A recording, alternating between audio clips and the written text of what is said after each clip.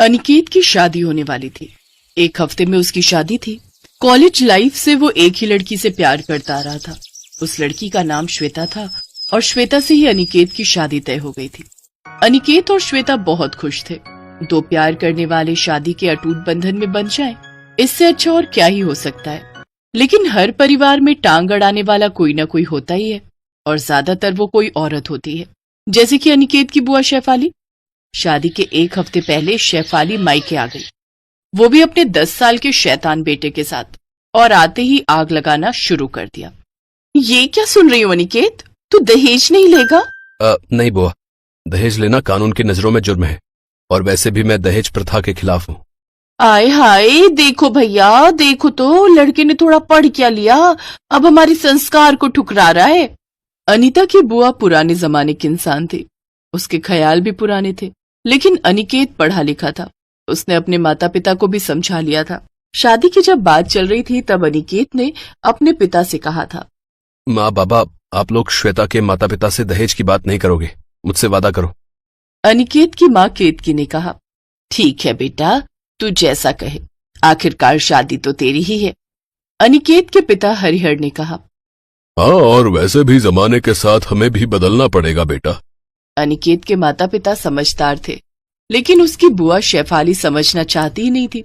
ऊपर से उसका बदमाश बेटा गुड्डू भी आ गया था। उसने अनिकेत से कहा, भैया, क्या आप मुफ्त की चीजें ठुकरा रहे हो? मैं तो भर भर के दहेज लूंगा अपनी शादी में। नहीं गुड्डू, दहेज लेना बुरी बात है। किसने कहा? मेरी माँ कहती है कि दहेज लड़के वालों का हक है। नहीं गुड्डू। अरे तुम्हें कुछ नहीं पता, खैर छोड़ो, मैं आपके कमरे में जाता हूँ। गुड्डू अनिकेत के कमरे में गया और जूता पहनकर ही पलंग पर चढ़ गया। उसे कोई कुछ बोल नहीं पाता था, क्योंकि उसे थोड़ा सा डांटने पर ही वो जोर जोर से रो पड़ता था। गुड्डू पलंग पर चढ़कर जोर जोर से नाचने कूदने लगा और पलंग से आवाज आने लगी। अरे अनिकेत भैया, पलंग से तो आवाज आ रही है। ये राजा महाराजाओं के जमाने का पलंग है क्या? पलंग की आवाज सुनकर शेफाली फिर से चिल्लाने लगी, देखो देखो, पलंग की हालत देखो, ये तो किसी भी वक्त टूटकर गिर सकता है। हाँ, हमारा बेटा अगले ही महीने नया पलंग खरीद लेगा। अरे भाभी, दहेज में एक पलंग ले लेते तो पैसे खर्च कर खरीदना नहीं पड़ता ना। शेफाली ऐसे ही बात बात पर ताना मारने लगी। पूरे एक हफ्ते बुआ के ताने सुनते सुनते अनिकेत के कान में दर्द हो गया। उसने अपनी माँ से कहा, माँ, बुआ अब ज्यादा कर रही है, फालतू में बकवास कर रही है। अगर उन्होंने श्वेता को कुछ उल्टा सीधा बोला ना, तो मैं उन्हें घर से निकाल दूंगा, मैं बता रहा हूँ। गुस्सा नहीं करते बेटा, तू तो समझदार है ना। बुआ तो ऐसी ही है, जैसी भी है परिवार का हिस्सा ही तो है। और श्वेता परिवार का हिस्सा नहीं है, मैं बता रहा हूँ माँ, मैं बुआ के ताने सहने नहीं वाला हूँ। अनिकेत गुस्सा हो गया। अगले दिन उसकी शादी होने वाली थी। श्वेता ने उसे कॉल किया, कल आ रहे हो ना बारात लेकर? हाँ, आना तो पड़ेगा ही, तुम जो इंतजार करोगी मेरा। खैर सुनो ना, पापा बोल रहे थे कि। क्या? बताओ। बोल रहे थे कि तुम्हें दहेज में सचमुच कुछ नहीं चाहिए। नहीं बाबा, मैं कितनी बार बोलूं? वो असल में सारे लड़के दहेज लेते हैं, और पापा ने मेरी शादी में दहेज के लिए पैसे जमा कर रखे थे। उन पैसों का अब क्या होगा? तुम्हारे पापा को बोलो उन पैसों से तुम्हारी माँ को लेके कहीं घूम आए, दिल को चैन मिलेगा। श्वेता, तुम बार बार दहेज की बात क्यों करती हो? क्या मेरे घर में कुछ नहीं है? नहीं, मैंने ऐसा तो नहीं कहा। सब कुछ है श्वेता, बस पलंग से थोड़ी आवाज आती है, वो तो अच्छी बात है ना, सुहाग रात में। अनिकेत, तुम ना बहुत बदमाश हो। जो भी हो, बहुत अच्छे हो। आजकल कौन सा लड़का दहेज लेने से मना करता है? अगले दिन अनिकेत बारात लेकर गया और श्वेता के साथ उसकी शादी हो गई। श्वेता ससुराल चली आई। शेफाली तो बस ताना मारने का मौका ढूंढ रही थी। लगता है तुमने पिछले जन्म में कोई पुण्य का काम किया था, इसीलिए इस जन्म में तुम्हें अनिकेत जैसा लड़का मिला। नहीं तो दहेज के बिना शादी कौन करता है आजकल? हाँ बुआ, आपने सही कहा, मैंने पुण्य तो किया था, लेकिन लड़की के बाप का भी तो कोई फर्ज है। लड़का चाहे कितना भी मना करे, उन्हें कुछ तो देना चाहिए था। ये सब सुनकर श्वेता को बुरा लगा। अनिकेत ने शेफाली से कहा, बुआ, आप ये सब क्यों बोल रही हो? मैंने मना किया था ना आपको। क्या हुआ? क्या अब मैं तेरी पत्नी से दो बातें भी नहीं कर सकती? ऐसे ही ताना मारने का सिलसिला चलता रहा। अनिकेत अंदर ही अंदर गुस्सा होने लगा। शाम को सुहाग रात के लिए पलंग फूलों से सजाया गया, लेकिन गुड्डू पलंग पर चढ़कर नाचने कूदने लगा। गुड्डू, आज ऐसा मत कर, बुआ मना कीजिए ना इसे। अरे बच्चा है, करने दो ना। गुड्डू बात सुनने वालों में से तो नहीं था। एक हफ्ते से वो पलंग पर अत्याचार कर रहा था और आज भी वो उस पर चढ़कर नाच रहा था। पलंग से आवाज आ रही थी और तभी अचानक से पलंग टूट गया। अनिकेत गुस्से से लाल हो गया। गुड्डू, कब से मना कर रहा हूं तुझे, सुनता क्यों नहीं है? ये बोलकर अनिकेत ने गुड्डू को जोर से 2 थप्पड़ लगा दिए। उसके दोनों गाल लाल हो गए और वो रोने लगा। माँ, अनिकेत भैया ने मारा मुझे। हाय मेरा बच्चा। अनिकेत, ये क्या बदतमीजी है? मैं बदतमीजी कर रहा हूँ? आपका बेटा जब से बदतमीजी कर रहा था तब आपको दिखाई नहीं दिया है? 1 हफ्ते से आप दोनों की बदतमीजी सह रहा हूं मैं। अब और नहीं, अगर आप मुझसे उम्र में बड़े ना होते ना तो आपको भी लगा देता खींच के। भैया, आपका बेटा मेरा अपमान कर रहा है, कुछ तो बोलिए। ये सुनकर हरिहर भी अपने आप को रोक नहीं पाया। उसने भी शेफाली को 2 थप्पड़ लगा दिए और बोला, निकल जा इस घर से। घरों में आग लगाने के अलावा और कुछ आता भी है तुझे?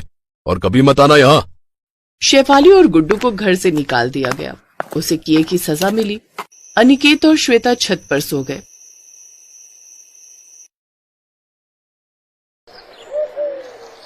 सीमा और मोहित दोनों जॉब वाले थे। काफी समय बाद सीमा का ऑफिस ऑफलाइन स्टार्ट हुआ था, इसलिए वो सुबह 9 बजे ही निकल जाती थी और शाम को 7 बजे घर लौटती थी। पर मोहित का ऑफिस ऑनलाइन ही था। वर्क फ्रॉम होम की वजह से मोहित ऐसा नहीं था कि लेट उठे। वो भी सीमा के साथ जल्दी उठकर उसकी काफी हेल्प करवा देता था। कुल मिलाकर उनकी लाइफ छोटी छोटी खुशियों से भरी हुई थी।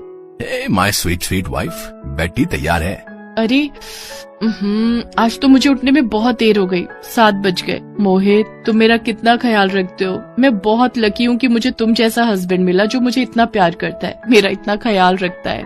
अरे लकी तो मैं हूँ जो तुम मुझे मिली। तुम भी तो कितनी मेहनत करती हो और तुम भी मेरा बहुत ख्याल रखती हो। चाय तो तुमने बहुत टेस्टी बनाई है। अच्छा, मैं जल्दी से किचन में जाकर तुम्हारा और अपना नाश्ता बनाकर पैक कर लेती हूँ। और हाँ, ऐसा मत करना कि ऑफिस मीटिंग में लग जाओ और खाना टाइम पर ना खाओ। हाँ हाँ, खा लूंगा, टेंशन मत लो। चलो मैं तुम्हारे साथ थोड़ी हेल्प करवाता हूँ।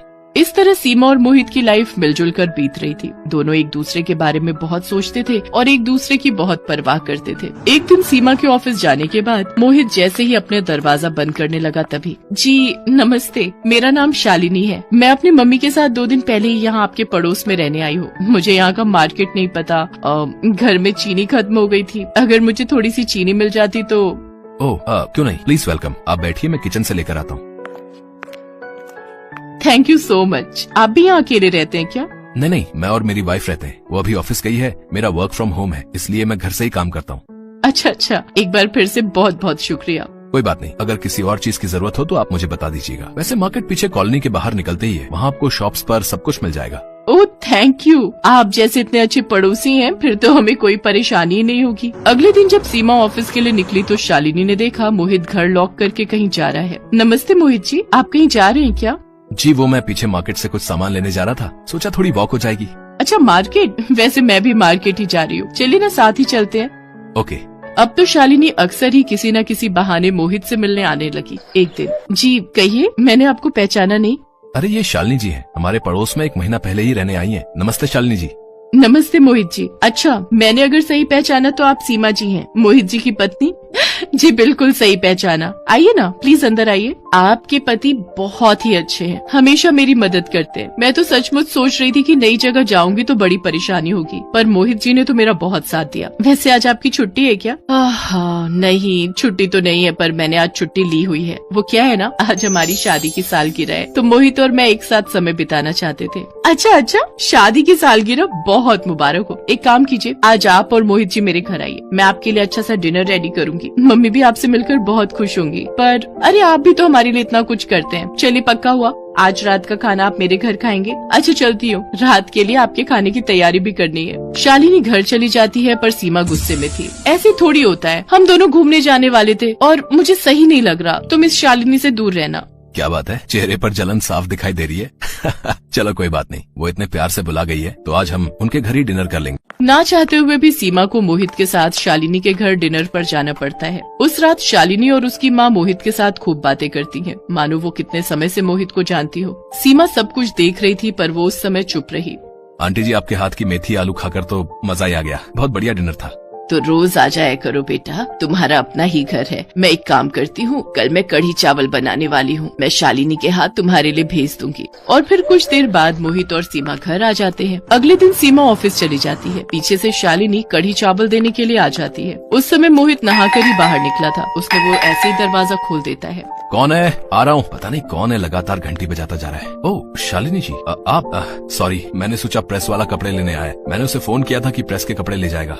वो मम्मी ने कढ़ी चावल बनाए थे तो वो बोली कि गरम गरम आपको दे आऊं। आप किचन में रख दीजिए, मैं बस 2 मिनट में आता हूँ। क्या मोहित जी, आप बिल्कुल लड़कियों की तरह शर्मा रहे हैं। आप थोड़ा सा खाकर बताइए तो कैसे बने। अरे खाइए ना प्लीज। शालिनी जबरदस्ती मोहित के मुंह में कढ़ी चावल खिला देती है। मोहित शालिनी को बहुत रोकने की कोशिश करता है पर शालिनी थी कि जिद पर अड़ी हुई थी। जबरदस्ती मोहित को कढ़ी चावल खाने पड़ते हैं। शाम को 7 बजे सीमा घर पहुँचती है। तभी मोहित की आँख खुलती है। उसका सिर दर्द से चकरा रहा था पर तब तक बहुत देर हो चुकी थी। घर का दरवाजा शालिनी खोलती है। शालिनी को सामने देखकर सीमा हक्की बक्की रह जाती है। शालिनी चुपचाप वहाँ से चली जाती है पर उसके जाने के बाद सीमा और मोहित की जिंदगी में तूफान आ जाता है। सीमा मेरी बात का विश्वास करो, ऐसा कुछ नहीं हुआ हम दोनों के बीच में। सीमा मैं तुम्हें कैसे समझाऊं, ये सब शालिनी की चाल है। उसने मुझे फंसाया है। वो मेरे लिए कढ़ी चावल लेकर आई थी, मैंने उसे बहुत रोका पर वो मेरी बात मान ही नहीं रही थी। उसके बाद मुझे नहीं पता कि क्या हुआ। मैं बिस्तर में था और शालिनी मेरे बराबर में। मुझे कुछ भी याद नहीं है। सीमा प्लीज मेरी बात का विश्वास करो। मुझे कुछ नहीं सुनना मोहित, मेरे सामने से हटो। मैं इस घर में नहीं रहूंगी। मैं मम्मी के घर जा रही हूँ और मुझे फोन करने की कोशिश भी मत करना। मोहित ने सीमा को समझाने की बहुत कोशिश की पर सीमा ने उसकी बात पर यकीन ही नहीं किया। वो अपनी मम्मी के घर रहने चली गई। पीछे से शालिनी मोहित के पास आती है पर मोहित उसे घर से निकाल देता है। शालिनी यहाँ से चली जाओ वरना पुलिस को बुलाते देर नहीं लगेगी। आज तुम्हारे कारण ही मेरा घर बर्बाद हुआ है। मुझे तुम्हारी एक नहीं सुननी। अरे नाराज क्यों होते हो? मैं तो तुम्हें बस ये फोटोज दिखाने आई थी जो मेरी और तुम्हारी उस दिन बेड वाली थी। अब जल्दी से पैसे दे वरना मेरी बेटी तेरे फोटो सोशल मीडिया पर डाल देगी। फिर तू न घर का रहेगा न घाट का। इसका मतलब तुम दोनों ने मिलकर मुझे फंसाया। मोहित के पास कोई और चारा नहीं था। वो कुछ पैसे शालिनी के हाथ पर रखता है। अब तो शालिनी ने उसे ब्लैकमेल करना भी शुरू कर दिया था। सीमा मोहित का फोन नहीं उठाती थी। मोहित ने सीमा से कई बार मिलने की कोशिश की पर सीमा ने उससे मिलने से मना कर दिया। मोहित बहुत परेशान रहने लगा था। शालिनी और उसकी माँ मिलकर उसे ब्लैकमेल कर रही थी। फिर एक दिन सीमा के सामने शालिनी की सच्चाई आ जाती है। वो उसे बाजार में एक आदमी से बात करते सुन लेती है जिसमें शालिनी उस आदमी को उस नशे की दवाई के पैसे दे रही थी जो दवाई उसने कढ़ी चावल में मिलाई थी। सीमा मोहित को फोन मिलाती है और सब कुछ प्लान करके वो पुलिस को लेकर शालिनी के घर पहुंचती है। शालिनी और उसकी माँ घर छोड़कर भागने वाली थी। तभी वो पुलिस की पकड़ में आ जाती है। हमें छोड़ दीजिए इंस्पेक्टर साहब। शालिनी अब तुम अपना गुनाह नहीं छुपा सकती। पुलिस ने उस आदमी को पकड़ लिया है जिसने तुम्हें नशीली दवा बेची थी।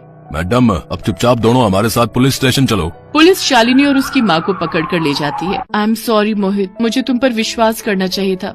नहीं सीमा, गलती मेरी ही है। मुझे ऐसे किसी अनजान के साथ इतनी बात नहीं करनी चाहिए थी। किसी का कुछ भरोसा नहीं, कौन हमसे किस कारण दोस्ती बढ़ा रहा है। मुझे भी पहले जांचना परखना चाहिए था। मोहित और सीमा एक दूसरे के गले लग जाते हैं। दोनों की आंखों में फिर से एक दूसरे के लिए वही प्यार था जो आंसू बनकर छलक रहा था।